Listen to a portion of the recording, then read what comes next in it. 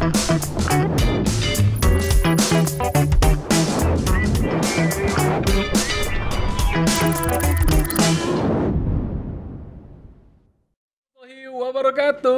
Selamat siang pemirsa TVRI Sumatera Selatan.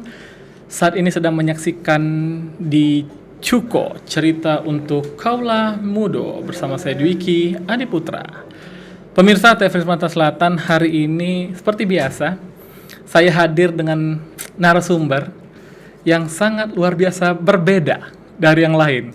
Wow. Kalau dilihat di atas meja untuk di podcast hari ini banyak buku dan juga ada beberapa ukiran bambu. Ini adalah salah satu peninggalan sejarah dari Sumatera Selatan, yaitu tulisan kuno asli dari Sumbaksel. Kalau kita sebut namanya aksara Ulu. Ini udah kita hadirkan anak muda yang sangat aktif untuk meneliti dan juga ketertarikannya terhadap aksara Ulu. Langsung kita sambut Nuzulur Ramadan. Iya. Nah, Assalamualaikum, selamat datang. Waalaikumsalam. Terima kasih, Gimana Dwiki. kabarnya, sehat? Sehat bang. Aku panggilnya Mas Dona kali ya. Oh boleh. Mas Dona.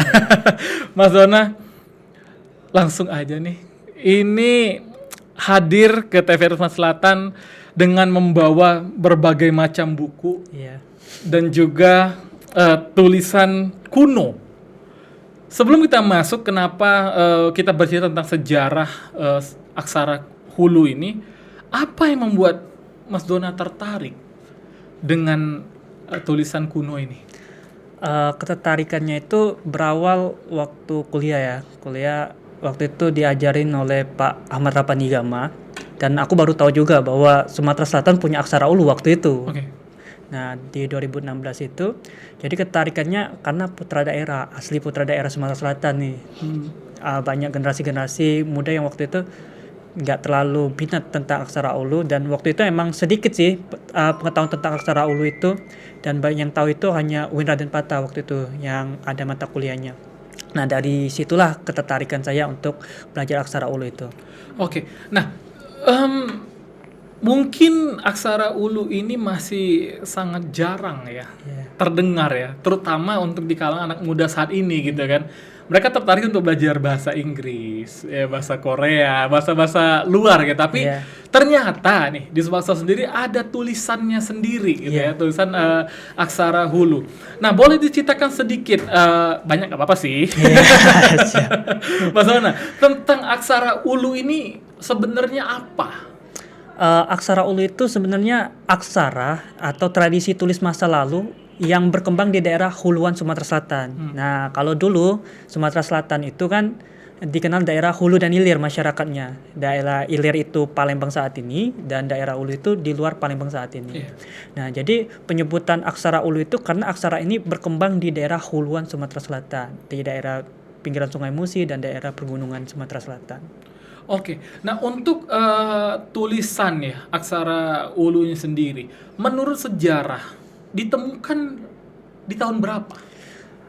Kalau untuk pastinya kita belum berani ya untuk pasti aksara Ulu itu kapan, tetapi perkiraan kita di abad ke-12 sampai dengan abad ke-18. Nah, ada beberapa pendapat seperti Kinan itu mengatakan bahwa aksara Ulu itu telah ada sejak abad 12. Hal ini diawali dengan para pedagang saudagar dari India itu sedang mencari emas, tiba-tiba melihat orang-orang masyarakat di Uluan ini telah mengenangkan aksara Ulu. Jadi diperkirakan abad 12 saat ini. Di abad 12, berarti setelah kerajaan Sriwijaya berarti iya, ya. benar. Nah, untuk tulisannya sendiri, ini teman-teman ya nanti untuk yang menonton mungkin agak sulit ya untuk melihat tulisan ya atau huruf aksara Hulu ini gitu ya.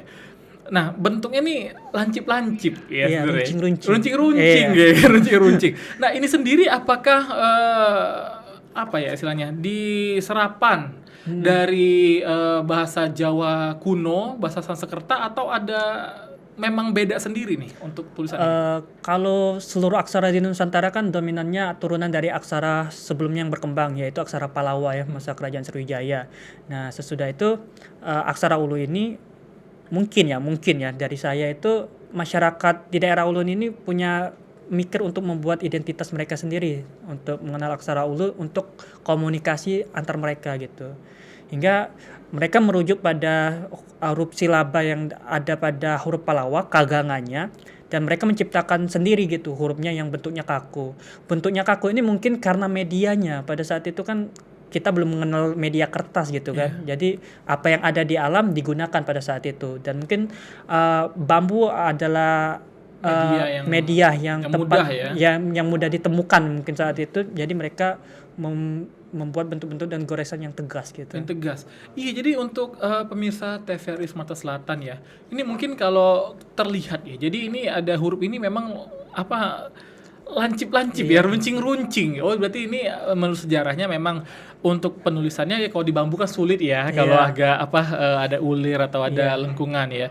Nah, jadi contohnya kayak di sini ya. Ini memang ini asli nggak nih? Replika itu. Ini replika ya. Nah, ini jadi ada replika dari bambu ya, Mas Dona ya, untuk aksara ulu sendiri ya, teman-teman ya. Dan untuk saat ini kalau kita mau meneliti kayak Mas Dona, saya yakin udah meneliti ya, pasti udah jauh meneliti tentang aksara ulu ini. Nah, untuk Mas Dona sendiri udah sejauh apa meneliti tentang aksara ulu ini? Kita sudah berkeliling di daerah Sumatera Selatan ya. Untuk wilayah Sumatera Selatan sudah pernah ke Pali, sudah pernah ke Muara Enim, dan notabene-nya hampir di Subangsel ini punya tinggalan naskah kuno aksara ulu. Dan hampir ini daerah. memperkuat bahwa aksara ulu ini berkembang di daerah ulu Sumatera Selatan, emang faktanya ada gitu ya dengan tinggalan-tinggalan tersebut. Awalnya sih kalau dari saya meneliti tentang aksara ulu itu untuk tugas S1 ya, Sarjana 1, itu saya mengambil malah di Perpustakaan Nasional bukan di Sumatera Selatan. Karena waktu itu agak susah Bang Dwiki.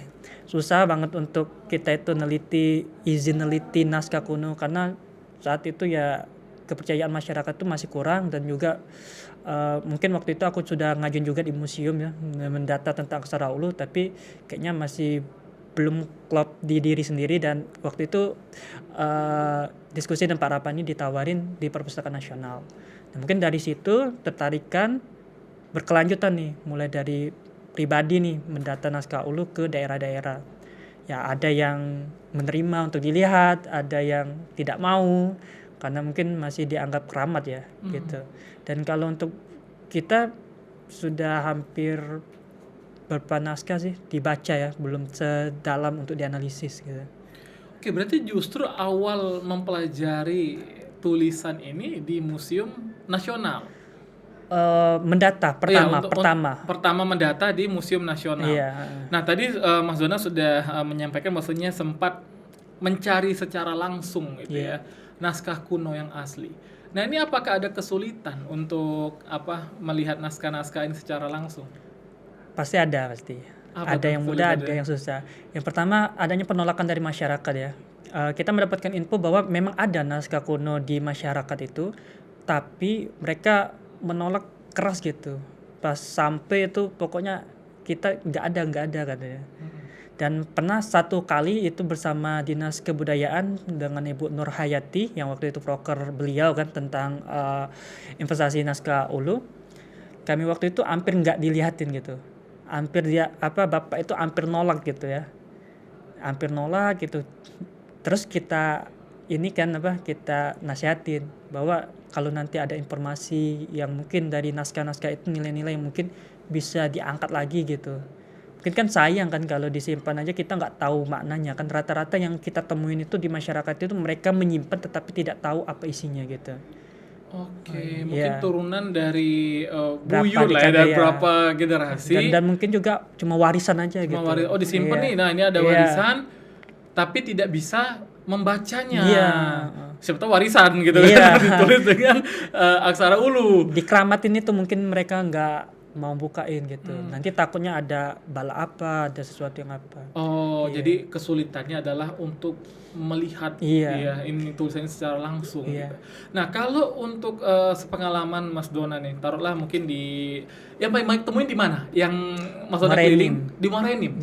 Muara Enim banyak naskah-naskah kuno di situ untuk aksara ulu ya. Untuk aksara ulunya banyak di situ. Yang untuk Sumatera Selatan ini yang saat ini yang mendominan naskah terbanyak naskah ulu di Muara Enim. Di Muara ini. Iya. Nah, untuk di naskah ulu yang ditemukan itu berarti dalam kertas berarti yang untuk saya atau- Beragam Oh, ini bentuk. beragam Iya, juga? medianya beragam. Ada yang kulit kayu kayak yang di cover itu kulit kayu. Ah ya, ini Ya. ada naskah ulu Puyang Bang Bengok. Bengok. Ya. Ini adalah naskah yang tertulis di kulit kayu. Iya, di kulit kayu. Oh. Jadi dia bentuknya dilipat-lipat gitu. Ini ditemukan di mana? Di Muara Enim, Hujan Mas. Oh, di Hujan Mas. Ya. Nah, boleh ceritakan sedikit enggak Mas Dona? Ini bercerita tentang apa yang di kulit kayu ini? Ini bercerita kalau yang di naskah Puyang Bang Bungo ini bercerita tentang batas wilayah dari kekuasaan Puyang Bang Bungo gitu. Jadi kalau kita melihat geografis Hujan Mas saat ini, sebenarnya naskah ini menceritakan wilayah tersebut. Kalau istilah kita sekarang itu mungkin sertifikat tanah. Sertifikat tanah atau Bisa jadi Google itu. Maps lah ya. Oh, jadi untuk di naskah kayu itu bisa panjang ternyata. Panjang, iya.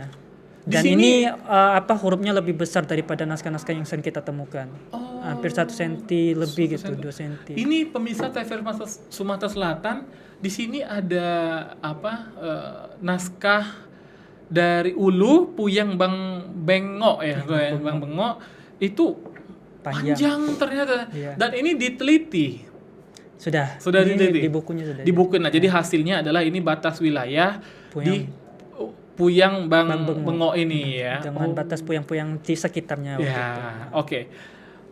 Dan ini disimpan nggak lapuk, Mas Dona? Enggak, karena mulai dirawat. Dulu disimpan di kantor desa, tetapi sekarang sudah keturunan Puyang Bang Bengok yang megang. Oke. Untuk yang dari kulit kayu, ini ditemukan tahun berapa?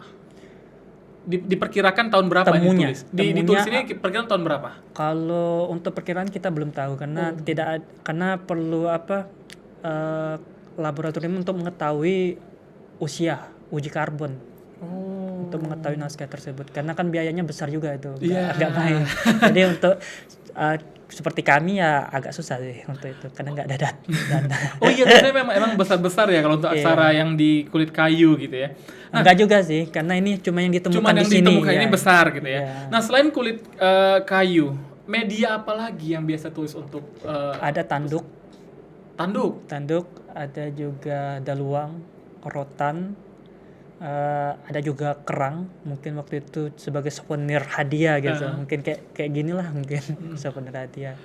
Biasanya di aksara kuno itu tertulisnya apakah itu hanya cerita kalau misalkan diary lah ya, diary atau memang ada informasi-informasi tentang kerajaan zaman dulu, Mas Dona? Kalau kerajaan saya belum menemukan, tapi kalau untuk isi naskah, notabene-nya naskah ulu ada yang tentang syair, ada tentang ajaran Islam juga, ada juga tentang yang saya teliti yang pertama di perpustakaan itu tentang perjalanan seorang pelaut. Jadi kita kan sering nih dengar nenek moyangku seorang pelaut, tapi nggak tahu kan. Tapi ada namanya, namanya Kuda Pariyama, Du Karya Ringgit, Darat Tapak, Anak Depati Tua, Cucung Karang Pedade. boleh diulangin. Saya mau dengar nih. Kuda Pariyama, Du Karya Ringgit, Darat Tapak, Anak Depati Tua, Cucung Karang Pedade. Iya. Ini nama Sebenarnya namanya Kuda Pariyama Du Karya Ringgit. Oh, kalau nama panjangnya menyebutkan nama bin-binnya kalau istilahnya. Oh, berarti itu memang ditemukan tertulis di Sumatera Selatan. Naskahnya tersimpan di Perpustakaan Nasional, tetapi jelas hurufnya huruf aksara ulu Sumatera Selatan. Oh, wow. Berarti kalau kayak kita mau lihat replika-replika ini deh kayaknya Mas Dona ya. Kalau nggak salah di museum juga ada kan ya? Ada museum Negeri Sumatera Selatan. Iya. Ya. Oh, wow. Saya mau lihat buku-buku ini. Alih Aksara, naskah Kosi Ogan Ilir Musyarawat Oke, berarti lumayan banyak. Berarti di setiap provinsi yang ada di, kabupaten yang ada di Sumatera Sumatera saat ini Selatan sudah sudah ada. ada aksara ulu ini. Iya. Yang dulu yang belum temukan paling susah itu di Oganilir, di Banyuasin. Karena memang waktu itu kayak kita putus asa gitu, apakah ada nih di daerah-daerah ini. Karena wilayah-wilayah lain sudah ditemukan naskah kunonya.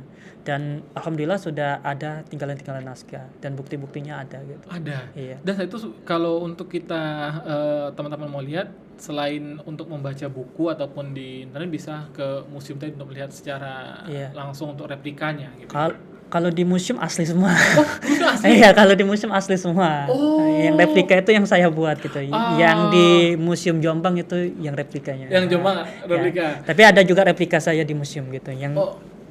Gelumpai Nabi Muhammad, replikanya. Replikanya. Tadi sudah sempat belajar sedikit pemirsa TVRI Sumatera Selatan.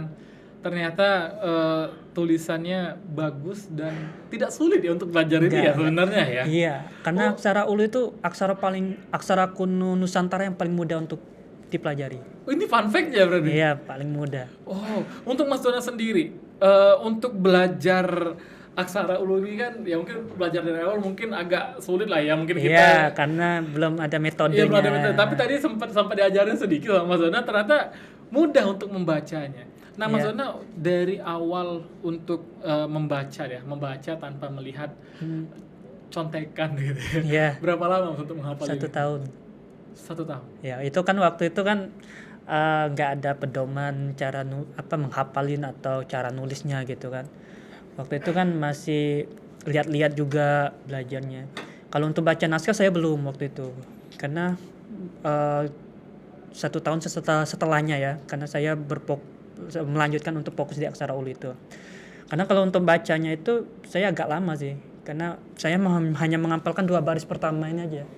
Karena untuk baris berikutnya saya nggak ngapalin gitu. Karena yang intinya aja yang saya hafalin kan. Nah, ya kalau nulis ya masih nyontek-nyontek sih. Yang pastinya bisa itu karena terbiasa aja gitu. Yes. Yeah. Nah, saya sempat juga melihat bahwasannya aksara ulu ini juga sebut kayak aksara kaganga, aksara rencong. Nah, ini apakah ada perbedaan dari sisi penulisan atau hanya penyebutannya saja? Penyebutan. Jadi semuanya sebenarnya hurufnya sama, tetapi kan yang kita kenal yang ada di sini kan hurufnya huruf dasar umum. Sebenarnya aksara ulu ini punya varian, setiap daerah punya varian, ada varian Basema, ada varian Kumring, ada varian Ogan. Tapi kan yang dasar inilah yang menjadi patokan untuk belajar aksara ulu. Nah, aksara ulu sendiri disebut rejang rencong itu karena peneliti sih. Yang peneliti sebelumnya Hassel itu menyebutkan dengan aksara rencong karena bentuknya yang runcing-runcing. Terus ya kaganga itu Jaspan yang mengenalkan tentang aksara kaganga, karena disebut kaganga karena huruf pertamanya itu di aksara ulu kaganga. Kalau panjangnya kan kaganga tak dana pabama. 3 huruf di awalnya kaganga itu. Oh iya, memang kaganga tada napa bama ca. Iya. Oke. Mas, ini untuk anak muda ya. Iya. Di Sumsel deh. Banyak nggak sih yang tertarik untuk belajar aksara ulu ini?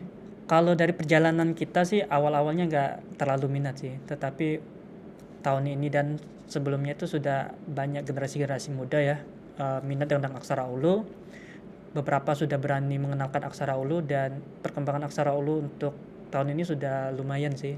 Kalau waktu itu mungkin hanya orang tahu, tetapi saat ini ada yang bisa baca tulis.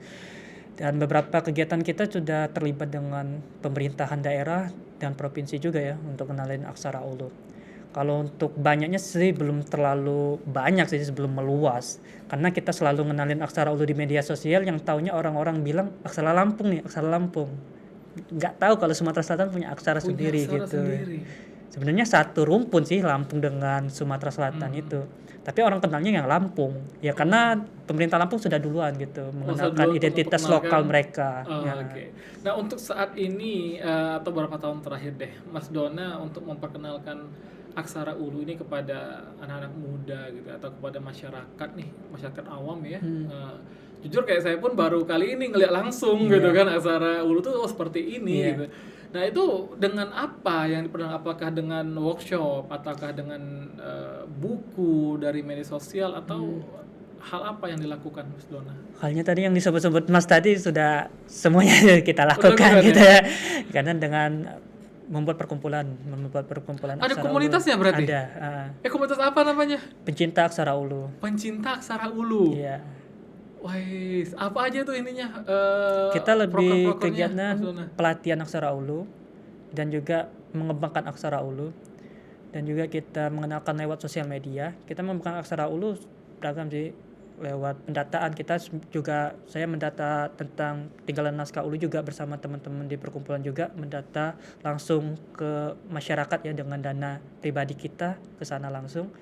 Dan juga kegiatan mengenalkan aksara ulu lewat YouTube, dan juga dengan sosial media di Instagram IG, dan memang bekerja sama dengan dinas juga, kegiatan-kegiatan workshop dengan komunitas-komunitas lain juga untuk lebih mengenalkan aksara ulu gitu. Respon dari masyarakat nih melihat tentang Aksara Ulu ini, apakah mereka tertarik atau kurang tertarik? Kalau untuk responnya ya, em, tergantung target kita siapa sih. Oke. Karena kalau untuk generasi tua dan ke atas itu kan kalau belajar aksara ulu cuma pengen tahu aja gitu kan, bukan pengen giat gitu. Iya. Tapi kalau yang bawa-bawa kita mungkin ada respon sih. Ada respon ya? Mereka mulai mungkin mengikuti kegiatan-kegiatan kayak duta bahasa atau duta lain. Mereka ada beberapa sudah pengen ngangkat tentang aksara ulu. Karena saya beberapa kali dihubungin itu, teman-teman pengen mengenalkan aksara ulu gitu. Wah, tuh luar biasa pemirsa. Jadi kalau teman-teman ya mau belajar ataupun pengen tahu ya nulis tentang Aksara Ulu, boleh banget ya nanti langsung hubungin di komunitas pencinta Aksara Ulu di Instagram, ataupun langsung di Mas Dona nanti ya, untuk pengen cari-cari tahu gitu.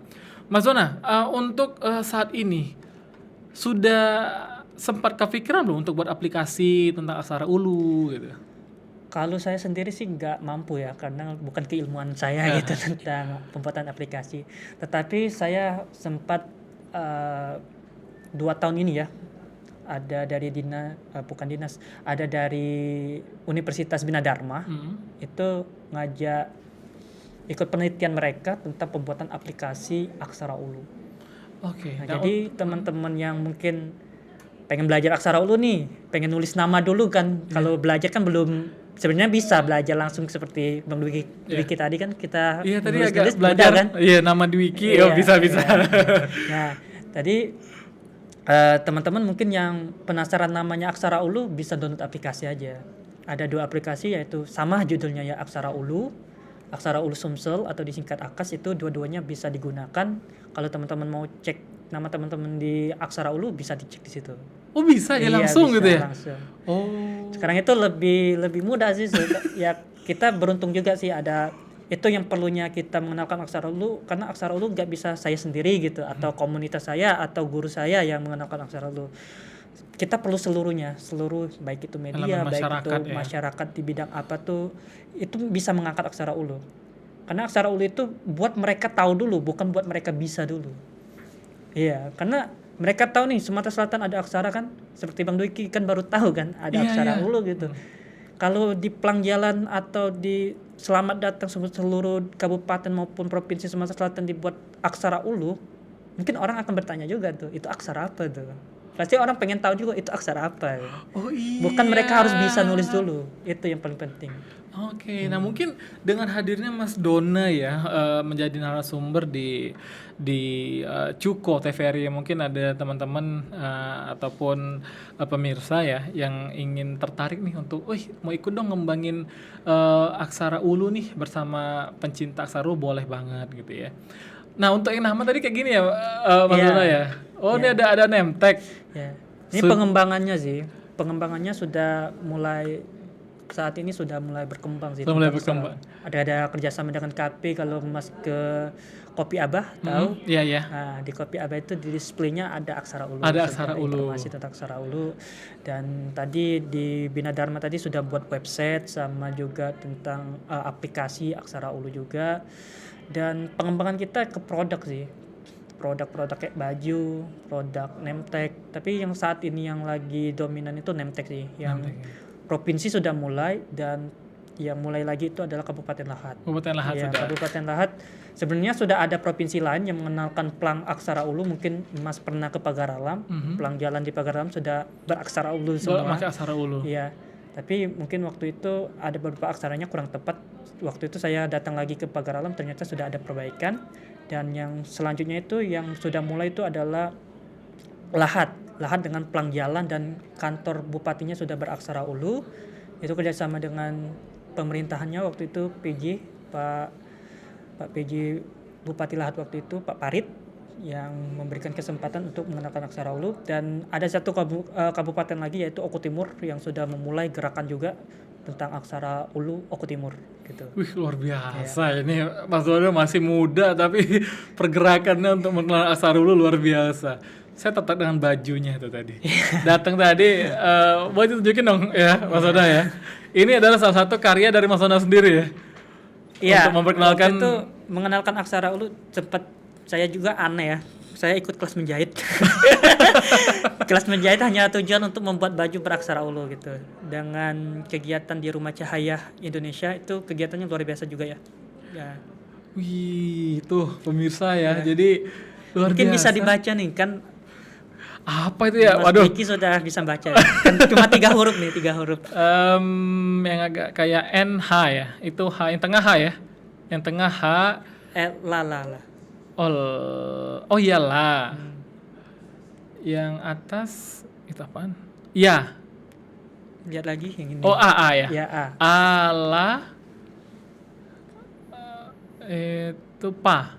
Dimatiin. P. Ya. Alap. Ya. Tahu alap? Apa alap? Alap itu kalau daerah Basem Morenim itu bagus. Oh. Alap. Ini media, Iya. salah satu media. Tuh kan memang mudah Bisa mengenalkan belajarnya. bahasa daerah juga kan. Bisa dengan mengenalkan, ya. baju. Iya. Wow. Jadi dan terakhir nih, ini Mas Donah ada buku ya, buku pedoman aksara ulu Sumatera Selatan. Iya. Ini mungkin bisa untuk dibeli ya, langsung dikontak aja ke Sudah Mas. di Shopee juga sih. Oh, di Shopee juga ada. Wah, tuh ya. Yang penting anak-anak muda, ayo kita belajar ya Iya. aksara ulu. Jangan kalah nih sama Mas Dona, masih muda tapi luar biasa ya pengetahuan tentang aksara ulu. Mas Dona terakhir.